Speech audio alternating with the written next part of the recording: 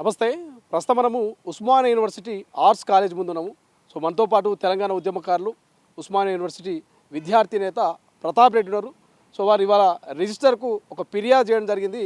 ఏదైతే గండిపేట దగ్గర ఉన్నటువంటి సిబిఐటి కాలేజీలో అక్రమాలు జరుగుతూ ఉంది, అవినీతి జరుగుతూ ఉంది, మాల్ ప్రాక్టీస్ జరుగుతూ ఉంది. నిజంగా రోజు కాలేజీకి పోయే పిల్లల కంటే బయట ఉద్యోగాలు చేసుకుంటూ డబ్బులు ఇచ్చి మ్యానిపులేట్ చేసే వారికి ఎక్కువ పర్సెంటేజ్ వస్తూ ఉంది.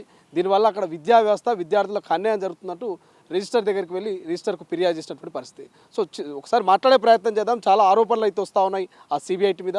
ప్రతాప్ రెడ్డి కావచ్చు, ఇంకొకరు కావచ్చు, అంతకుముందు చేసినటువంటి కమిటీ కావచ్చు, అవన్నీ కూడా చాలా కామెంట్లు అయితే వస్తూ ఉన్నాయి, ఆరోపణలు అయితే వస్తూ ఉన్నాయి. సో ప్రతాప్ రెడ్డితో కూడా మాట్లాడే ప్రయత్నం చేద్దాం. అంటే ప్రధానంగా మీరు ఏ అంశాలని బేస్ చేసుకొని రిజిస్టర్ని కలవడం జరిగింది? మీరు ఇచ్చినటువంటి ఫిర్యాదులో ఏ అంశాల గురించి ప్రస్తావన తీసుకురావడం జరిగింది? ప్రధానంగా సిబిఐటి ఇంజనీరింగ్ కాలేజీ తెలంగాణ రాష్ట్రంలో ఒక ప్రముఖ ఉన్నతమైన కాలేజీ. ఈ కాలేజీని 1979లో మర్రి చెన్నారెడ్డి గారు నాటి కాంగ్రెస్ గవర్నమెంట్ ముఖ్యమంత్రి మర్రి చెన్నారెడ్డి గారు ఉన్నప్పుడు 120 ఎకరాల భూమిని ఆ చైతన్య భారతి ఇన్స్టిట్యూట్ ఆఫ్ ట్రస్ట్కి వాళ్ళకి ఇచ్చేసిండు. చాలా తక్కువ రేట్లో ఈ తెలంగాణ భూమిని వాళ్ళకి ఇచ్చి ఇక్కడ విద్యా వ్యవస్థను డెవలప్ చేసి ఇంజనీర్లను తయారు చేయాలని చెప్పేసి ఆ భూమిని వాళ్ళకి ఇస్తే, నేడు 2017 తర్వాత 2017 నుంచి ఎవరైతే ఇప్పుడు సిబిఐటి ప్రెసిడెంట్గా ఉన్న సుభాష్ చౌదరి వచ్చిన కాంచి సిబిఐటి కాలేజీలో అక్రమాలకి అడ్డాగా మారిపోయింది. అక్కడ విద్యార్థులు పరీక్ష రాయకపోయినా అంటే మంచిగా రాయకపోయినా కానీ పాస్ కావటం, ఒకళ్ళ బదులు ఒకళ్ళు ఎగ్జామ్ రాయటం, రాసిన పరీక్షా పేపర్లని ఎక్కడో పారేయటం కాలేజీ వాళ్ళు. ఈ అంశాలపైన మేము మన రిజిస్ట్రార్ గారికి, Osmania university affiliated college CBIT college, వీళ్ళు వాళ్ళే పేపర్ ఇచ్చుకునేట్టుగా, వాళ్ళే ఎగ్జామ్ పేపర్ తయారు చేసుకునేట్టుగా, వాళ్ళే రిజల్ట్ ఇచ్చుకునేటట్టుగా అటానమస్ స్వయం ప్రతిపత్తిని తీసుకొచ్చిన తర్వాత ఇటువంటి అక్రమాలకు ఆ ఎగ్జామినేషన్ బ్రాంచ్ అనేది సిబిఐటి కాలేజ్ ఎగ్జామినేషన్ బ్రాంచ్ అడ్డాగా మారిపోయింది.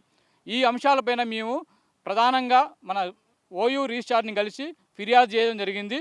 ఇందులో మేము ఉత్తగేం ఫిర్యాదు చేయలే, మన దగ్గర క్లియర్గా ఎవిడెన్స్ ఉంది.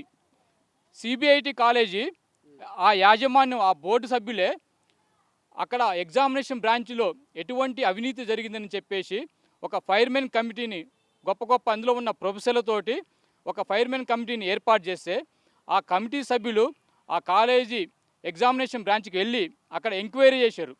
ఇక్కడ ఎలా ఎగ్జామ్ పేపర్ దిద్దుతారు, ఇక్కడ ఎలా ఎగ్జామ్లో పాస్ అవుతున్నారు, ఎలా అవినీతి జరిగిందని చెప్పేసి వాళ్ళు ఎంక్వైరీ చేస్తే, ఆ ఎంక్వైరీలో వాళ్ళు క్లియర్గా ఈ రిపోర్ట్లో రాశారు.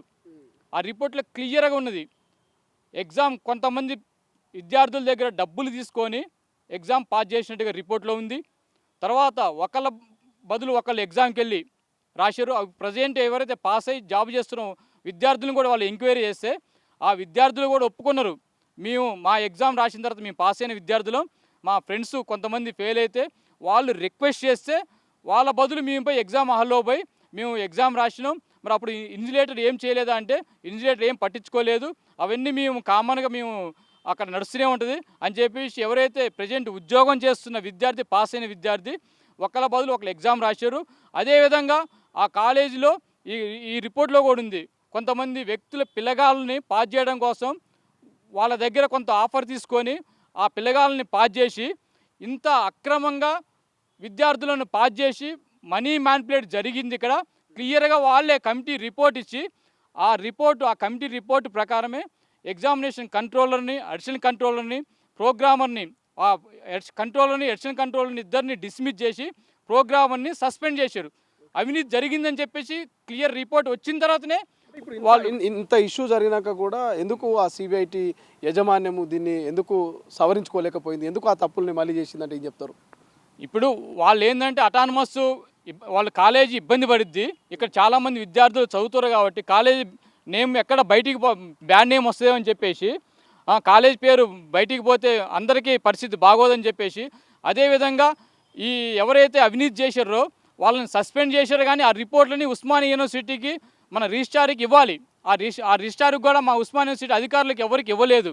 ఇటువంటి బయటికి వెళ్తే కాలేజీ క్రిమినల్కి ఇప్పుడు చాలామంది ఇందులో ఇన్వాల్వ్ అయ్యారు, క్రైమ్ జరిగింది కాబట్టి ఒకళ్ళ బదులు ఒకళ్ళు ఎగ్జామ్ రాసి డబ్బులు తీసుకోరు కాబట్టి వాళ్ళకి బ్యాడ్ నేమ్ వస్తుందని చెప్పేసి వాళ్ళు దీన్ని మభ్యపెట్టడం కోసం ఈ రిపోర్ట్ కాపీని వాళ్ళ దగ్గరే పెట్టుకొని ఎవరికి ఇన్ఫామ్ చేయకుండా కాలేజీని రన్ చేస్తారు. ప్రధానంగా ప్రెసిడెంట్, ఆ సిబిఐటి కాలేజీ ప్రెసిడెంట్ ప్రధానంగా ఇంత రిపోర్ట్ వచ్చిన తర్వాత ఇమ్మీడియట్లుగా వాళ్ళ మీద యాక్షన్ తీసుకోకుండా ఉన్న మన ఉస్మానియా యూనివర్సిటీ వైస్ ఛాన్సలర్తో మాట్లాడకుండా ఎటువంటి చర్యలు చేసుకోకుండా మళ్ళీ కాలేజీని యథావిధిగా రన్ చేస్తూ మళ్ళీ అదే అక్రమాలకు అదే అవినీతికి అడ్డాగా మారడానికి ప్రయత్నం చేస్తారు తప్ప దీని మీద ఎటువంటి చర్యలు తీసుకోవట్లేదు.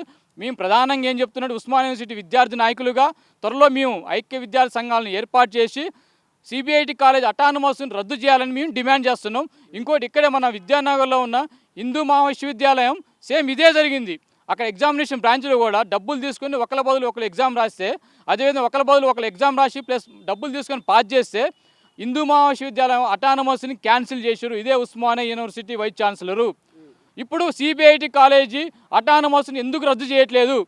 అటానమస్ని రద్దు చేస్తే పరీక్షా పేపర్లు ఉస్మానియా యూనివర్సిటీ తయారు చేయాలి, పరీక్ష ఇక్కడ ఉస్మానియా యూనివర్సిటీకి వచ్చి రాయాలి, పరీక్షా పేపర్లు ఉస్మానియా యూనివర్సిటీ ప్రొఫెసర్లు దిద్దాలి, ఇటువంటి అన్నీ వస్తాయి. కాబట్టి మా కాలేజీ పిల్లగాళ్ళు మళ్ళీ పాస్ కారేమని చెప్పి భయంతో ఈ రిపోర్ట్లను బయట పెట్టకుండా ఉస్మానియా యూనివర్సిటీ ప్రొఫెసర్లతోటి వైస్ ఛాన్సలర్తో మాట్లాడకుండా అదే అక్రమాలకు మళ్ళీ తావులేస్తుంది ఇక్కడ సిబిఐటి కాలేజీలో.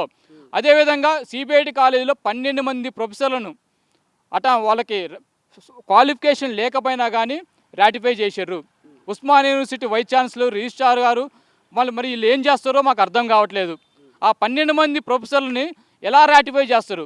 ఒక ప్రొఫెసర్ని రాటిఫై చేయాలంటే వాళ్ళకున్న అర్హతలు ఏంది మీరు చూసుకోవాలి. 12 మంది ప్రొఫెసర్లని మీరు రాటిఫై చేసి వాళ్ళకి ప్రమోషన్లు ఇచ్చి ఒకళ్ళని ప్రిన్సిపాల్గా అక్కడ డిపార్ట్మెంట్ హెడ్లుగా వాళ్ళందరిని రాటిఫై చేస్తే ఈరోజు ఉన్నత విద్యా వ్యవస్థ ఎటుపోతున్నది.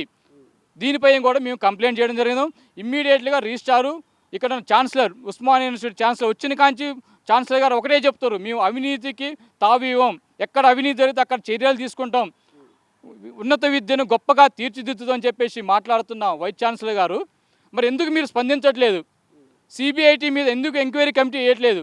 ఇమ్మీడియట్గా సిబిఐటి కాలేజీ అది పరీక్షా హాల్లో జరిగిన అవినీతి పైన, ఆ ఎగ్జామినేషన్ బ్రాంచ్ పై జరిగిన అవినీతి పైన మీరు ఎంక్వైరీ కమిటీ ఇమ్మీడియట్గా వేసి అక్కడ ఏం జరుగుతుందో దర్యాప్తు తీసుకొచ్చి కాలేజీ అటానమస్ను రద్దు చేసే వరకు మా ఉస్మానియా యూనివర్సిటీ విద్యార్థి నాయకుల పోరాటం ఆగదు. త్వరలో కూడా మేము ఈ ఐక్య విద్యార్థి సంఘ ఆధ్వర్యంలో ఒక ప్రెస్ మీట్ కండక్ట్ చేస్తాం. మొత్తం ఎవిడెన్స్ని కూడా ప్రెస్ ముందు రిలీజ్ చేస్తాం. ఇప్పుడు రిజిస్టర్కు ఫిర్యాదు చేస్తే రిజిస్టర్ నుంచి వచ్చేటువంటి స్పందన ఏంటి? ఏమైనా యాక్షన్ తీసుకుంటామంటున్నారా? మేము ఈ కాపీ రిజిస్ట్రార్కి మేము కంప్లైంట్ చేసినాం. రిజిస్ట్రార్ గారు సానుకూలంగా స్పందించారు. మేము ఏదైతే దీని ఉందో ఆ ఎవిడెన్స్ కూడా మాకు మీ దగ్గర ఎవిడెన్స్ ఉందో ఆ ఎవిడెన్స్ కలెక్ట్ చేసి మాకు ఇవ్వండి అని చెప్పారు. మేము కూడా ఈరోజు ఉదయం కంప్లైంట్ మొన్న 2 days బ్యాక్ చేసినాం. ఈరోజు వెళ్ళి ఎవిడెన్స్ మా దగ్గర ఉన్న 15 పేపర్ల ఎవిడెన్స్ మేము జరిగిన అవినీతిపై మొత్తం ఎవిడెన్స్ రిజిస్ట్రార్కి ఇచ్చినాం. మార్నింగ్ రిజిస్ట్రార్ సానుకూలంగా స్పందించిండు. దీనిపైన వైస్ ఛాన్సలర్తో మాట్లాడి కమిటీతో మాట్లాడి దీనిపై ఎంక్వైరీ కమిటీ వేస్తామని చెప్పేసి మాకు హామీ ఇవ్వడం జరిగింది. ఎంక్వైరీ కమిటీ ఏకపతి మాత్రం ఉద్యమాన్ని తీవ్రతం చేస్తాం. రైట్. ఇది మొత్తం మీద తెలంగాణ ఉద్యమకారులు ప్రతాప్ రెడ్డి అంటే తెలియని వ్యక్తులు ఉండరు. సో ఉస్మానియా యూనివర్సిటీలో విద్యార్థి నేతగా పనిచేస్తూ ఉన్నారు ప్రస్తుతం అయితే.